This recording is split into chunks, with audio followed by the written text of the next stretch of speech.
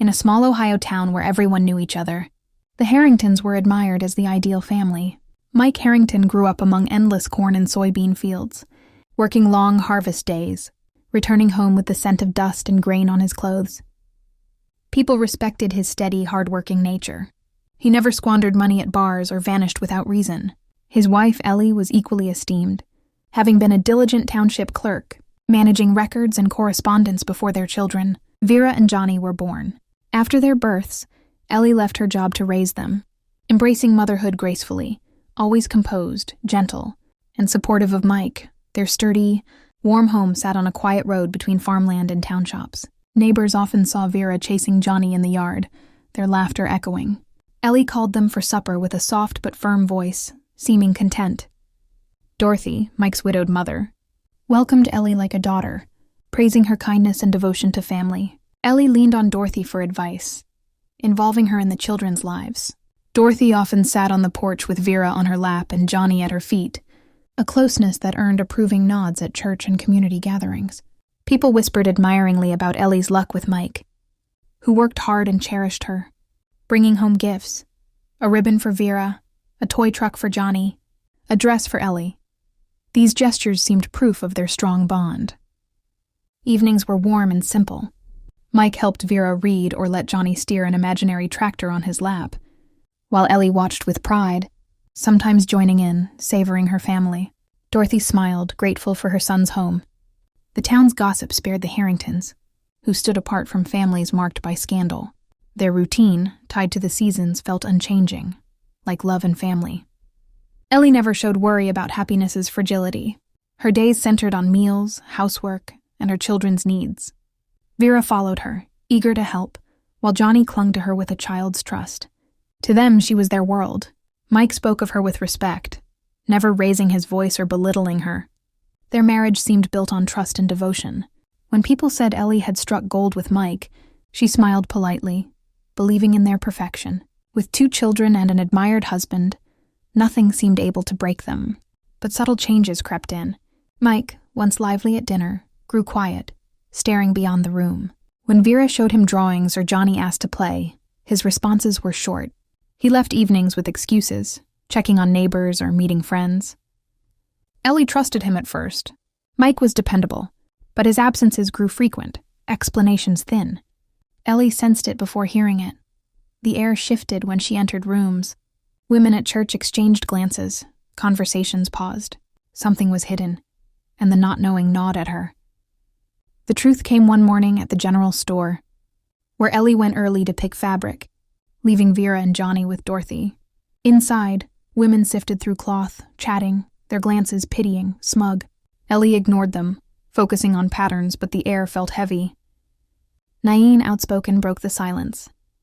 "Ellie, you don't know?" Ellie's voice was hesitant. "Know what?" The women shifted, avoiding her eyes. Nain pressed on. "Mike's been with Stephanie Monroe. Half the town's seen it." The words hit like a blow. Ellie couldn't breathe, shaking her head. "No, he's been with friends." Nain scoffed. But a kinder woman hushed her. "That's enough, Nain." Too late. Ellie's hands trembled, clutching the counter, vision blurring. She fled, leaving fabric behind. At home, tears streamed as Ellie collapsed, sobbing. Vera and Johnny clung to her, frightened. Dorothy rushed in. "Ellie, what's happened?" Through sobs, Ellie choked out. "Mike's with Stephanie." "Everyone knows." Dorothy's face tightened. She knelt, wrapping an arm around Ellie. "Hush. Don't let the children see you like this." Ellie sobbed into Dorothy's shoulder. "What do I do?" "I love him." Dorothy's voice was steady. "If it's true, Mike shamed himself, not you. You're not the one to hang your head." Ellie trembled. "How do I face him?" Dorothy replied, "You face him for Vera and Johnny. Don't let him see you broken. If he wants to leave, let him say it here." Her words anchored Ellie. The perfect family was cracked, and nothing would be the same. That evening, Mike returned late, November air clinging to his coat. The children were asleep. Ellie sat at the table, hands pressed to the wood. Dorothy watched him. Mike exhaled. "It's true. I'm with Stephanie. I love her." The words cut the air. Ellie stared, seeing only resolve. "I don't want to sneak around. he said businesslike. Pack your things. Take the kids to your folks. I'm bringing her here. Her house isn't fit. I'll provide for the kids. Ellie's chest tightened. Leave the home she built. Impossible. Dorothy's chair scraped. She stood, gaze fixed. This house is mine, Michael. My name's on the deed. You won't throw out Ellie and the children. Mike's face flushed. Ma, you don't understand. Dorothy cut in. I understand. You shamed your wife and broke your vows. You won't bring another woman here. Mike stepped forward. I have a right to my life. Dorothy's eyes didn't waver. You had a family. If you leave, that's your choice. Ellie and the children stay. Silence fell, broken by the clock's ticking. Mike's anger met Dorothy's will. His shoulders dropped and he turned to the door. Ellie watched, torn between begging him to stay and silence from betrayal. Tears spilled as she gripped the table. Mike looked back unreadable, then left. The door's shut echoed. Ellie's strength drained, sobs breaking free. How do I live without him? I love him. Dorothy sat beside her, arm around her. You'll live for Vera and Johnny. You're stronger than you think.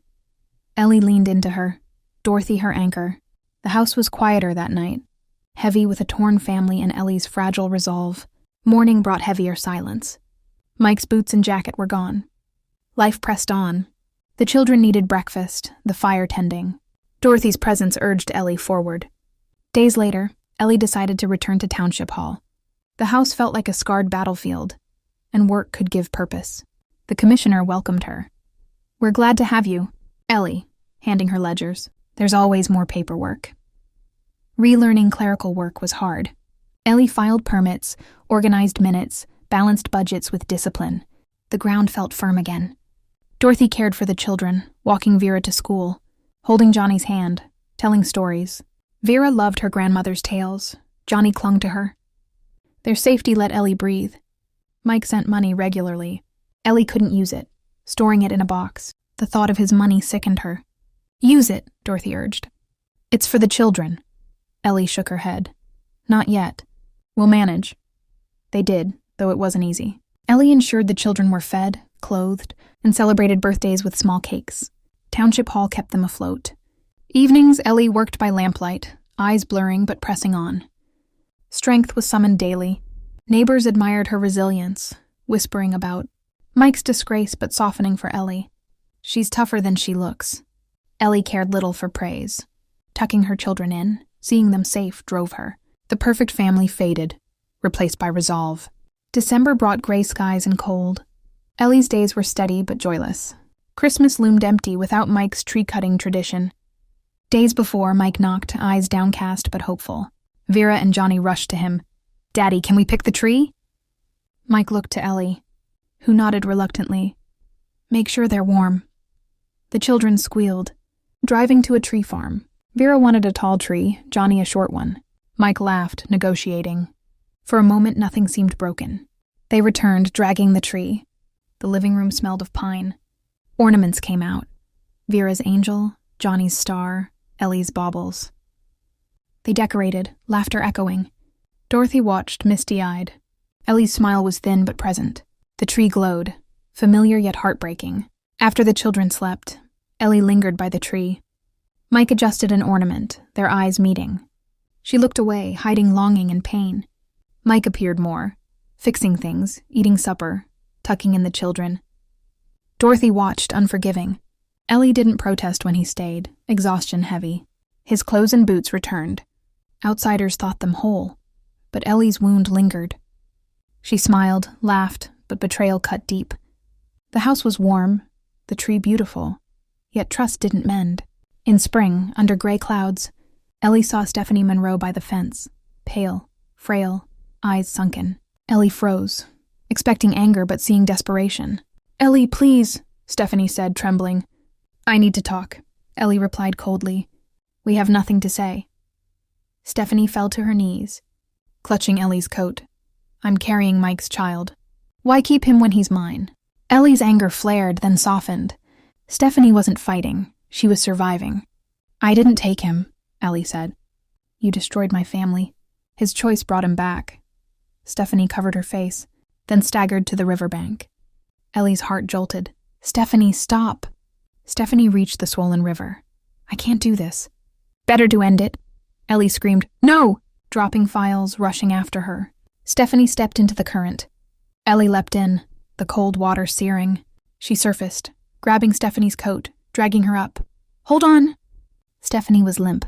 Ellie fought the current, muscles burning, driven by instinct. On the shore, she pressed Stephanie's chest, giving breaths. Stephanie coughed, water spilling out. Ellie dialed 911, voice cracking. This is Eleanor Harrington. Riverbank off County Road. Pregnant woman nearly drowned. Sirens wailed. EMS wrapped Stephanie in blankets. A paramedic nodded. You saved her and the baby. Ellie nodded, throat tight. Exhaustion hit, but mercy had emerged. 2 days later, Ellie felt compelled to check on Stephanie, seeking closure. At the hospital, in the maternity ward, she saw Mike holding Stephanie's hand, tender, protective. Stephanie smiled at him. Ellie's chest burned. This man had returned to her, yet here he was, devoted to Stephanie. She fled, tears falling. At home, fury drove Ellie to pack Mike's things, shirts, boots, shaving kit, into a duffel. Dorothy entered. He's gone, Ellie said. I saw him with her, as if I never existed.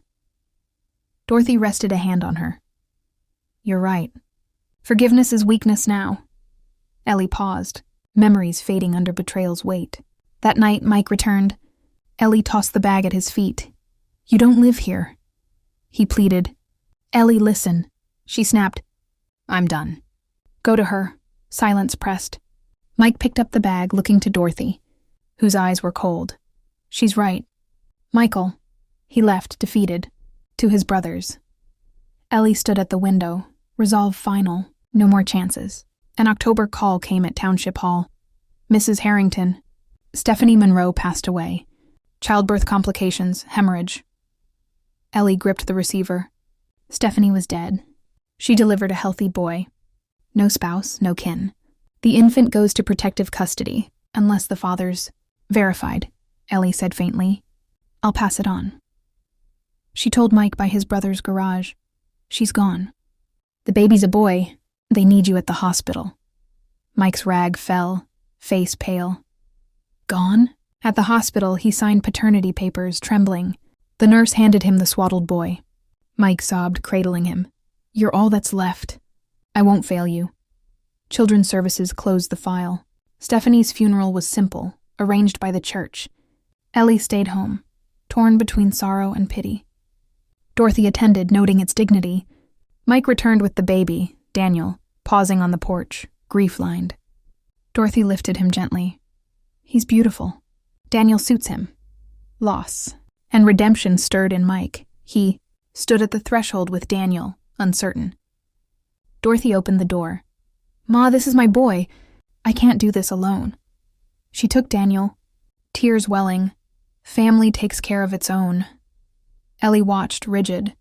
Her heart urged distance, but Daniel's tiny hands softened her. Mike faced her. Ellie, I can't ask forgiveness, but for him, please. Ellie's silence was heavy. She took Daniel, his weight rooting her. His blameless face stirred warmth. She rocked him, tears falling, feeling peace. Mike stayed back, knowing it was her moment. Vera and Johnny peered at their half-brother. Is he staying? Ellie nodded. Yes, he's family. Johnny touched Daniel's fist, giggling as it grasped him. Ellie smiled. Despite the pain, life offered a new chapter. That night, Ellie rocked Daniel, his breaths warm. The house was quiet, only the chair's creak and clock's tick sounding. Sleep, little one, she whispered. You're safe. Mama's here. The word slipped out, unguarded. Something softened, not for Mike, but for herself. She could still love despite loss. The perfect family was gone, but resilience stood in its place. What mattered was this moment. Daniel, her children, her courage. Not Mike's choices, not gossip, but her unyielding compassion defined them.